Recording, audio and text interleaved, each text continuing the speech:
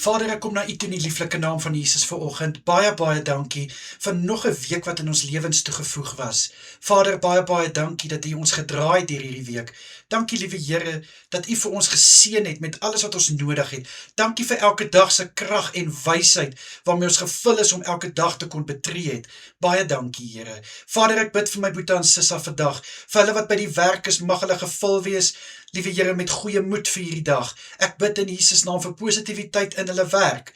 Mag hulle sukses behaal in dit wat hulle moet doen vandag in Jesus Christus naam. Vir die wat by die huis is, bid ek, Here, om hulle te seën. Seën vir hulle daar by die huis. Dit wat hulle doen, ek bid, liewe Here, dat dit voorspoedig sal wees, dat hulle die vrugte sal pluk van dit wat hulle insit in Jesus Christus naam. Vader, vir elkeen wat gaan slaap vandag, na laasnag se werk, bid ek vir goeie rus.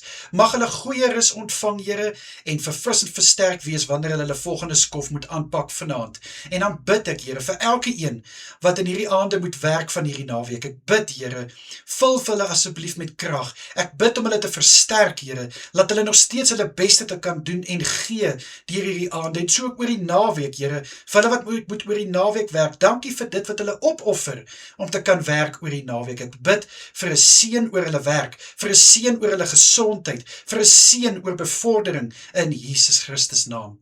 Vader, vir elke boetie en Sissa wat kan rus hierdie naweek, bid ek vir goeie rus. Ek bid dat hulle goed sal kan uitrus en, liewe Here, mag hulle kan ontspan van na hierdie week. En my gebed is ook, Here, dat hulle sal kan herlaai van dit wat hulle so uitput.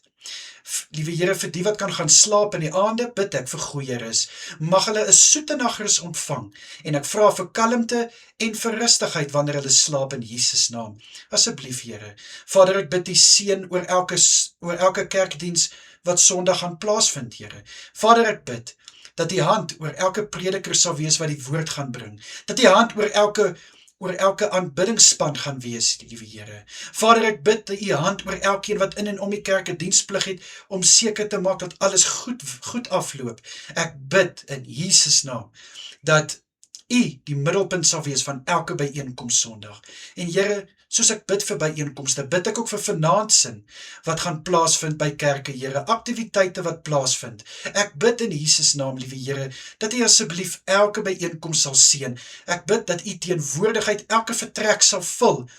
Liewe Here, waar Bybelskole en kursusse aangebied word, bid ek, Here, dat die lesings gebring sal word op so 'n manier dat elkeen dit sal verstaan en iets daaruit sal leer. Vir Bybelgroepe en selgroepe wat by mekaar kom en gebedsgroepe, bid ek, Here, dat al die verrigtinge sal goed afloop en dat elkeen met iets nuuts in hulle harte sal kan uitstap uit daai byeenkoms in Jesus Christus naam.